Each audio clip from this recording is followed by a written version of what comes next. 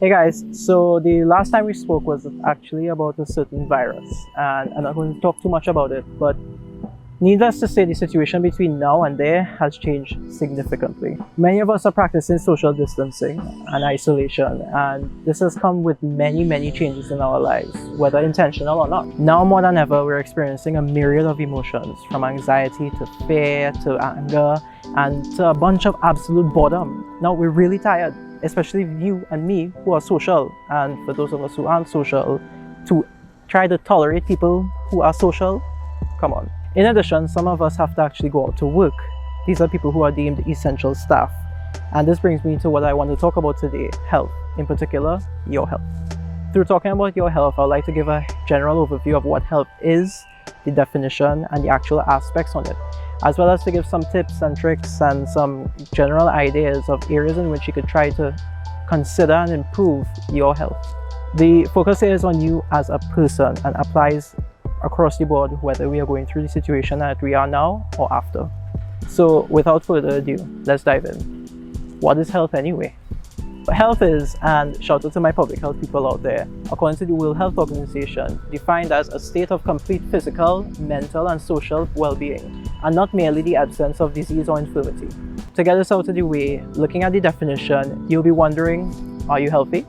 And the thing is, the definition of health that is made by the World Health Organization is a goal that we all should strive for, which brings me to the tips. So let's get started. Based on the definition, something I'll try to bring up right now, you'll see that they have mainly three aspects: physical, mental, and social well-being. These are the areas I want to talk about specifically, and we'll start with physical. Under this headline, I'm going to be talking about you, the physical you, your material you. So to bring this into perspective, I made a checklist, and we're going to start now with your history. Do you have any underlying conditions, disabilities, medications you should be taking? When last have you seen a doctor? Should you? Well, these are things to take into consideration under your history and things to comply with.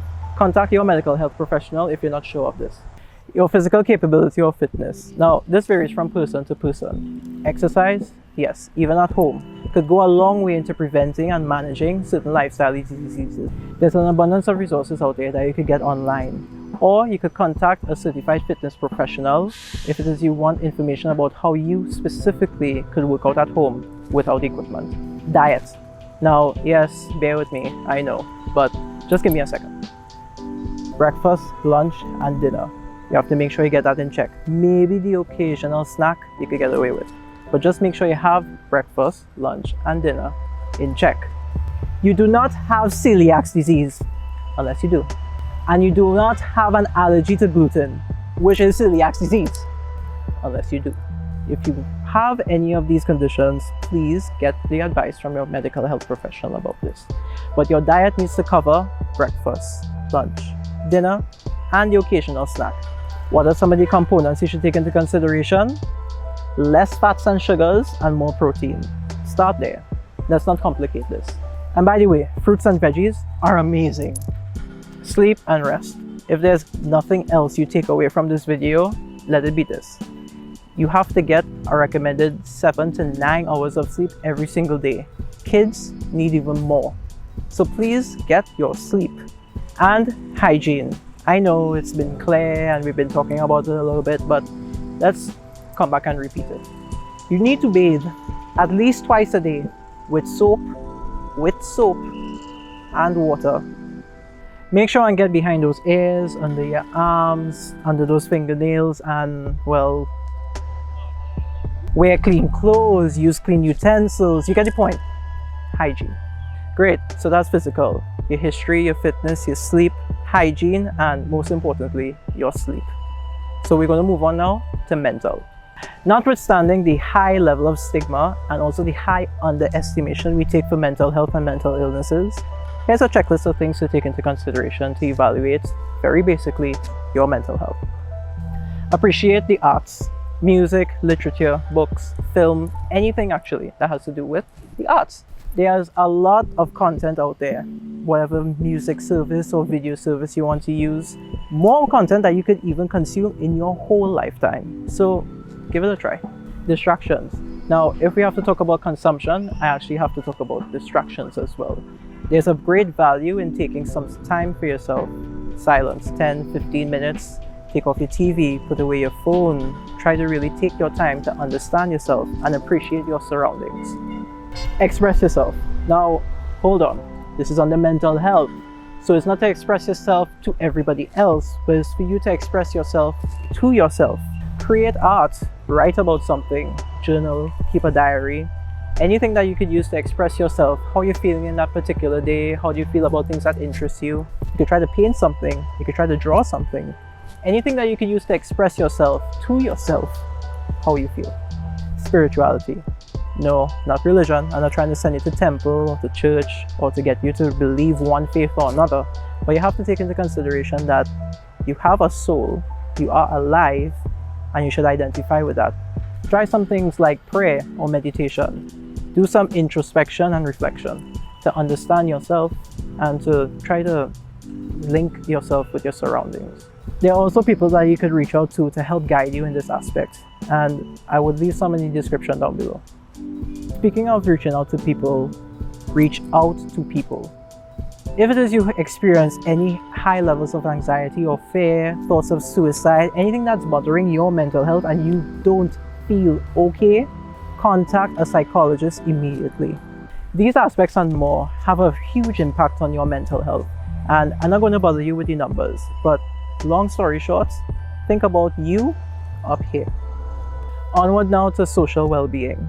We are all social beings and we are dependent on each other. Everything you have is a product of something that was made because of a society consensus to make it. So take into consideration social stability and your social relationships with people. Socializing. In particular though, reach out to your friends and family. You have absolutely no idea what they're going through right now. They could be absolutely fine, but they could be a little nervous and anxious, and it wouldn't hurt to reach out to them every so often to know how they are. Speaking of reaching out to them, do so online principally if they don't live with you, because we're experiencing a time of social distancing. And speaking of online gaming counts as socializing, I say so. Maintenance. Now, everything you interact with needs to be maintained. This would include things like your phone, things that's going on in your kitchen, you have to wash your wares, clean your room, drink water, pee, go in your bed. Wait, jokes aside, if we own something, we need to take care of it. And we need to express that care by maintaining it. So take maintenance into consideration. As a side note, you know the tops of the fridge and the shelves that you never really want to reach out to? They gave me a call, just like God. They wanted to clean it. Please, they need to be cleaned. Social initiative. This is supposed to cover things like random acts of kindness and personal projects.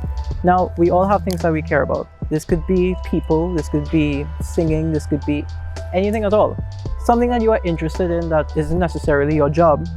If you love your job, or you're doing something that you love in your job, then that's great. But you can have other interests of things that you like. So, for example, random acts of kindness. Maybe you should try to cook for somebody. Or, just like me, try to upload a video.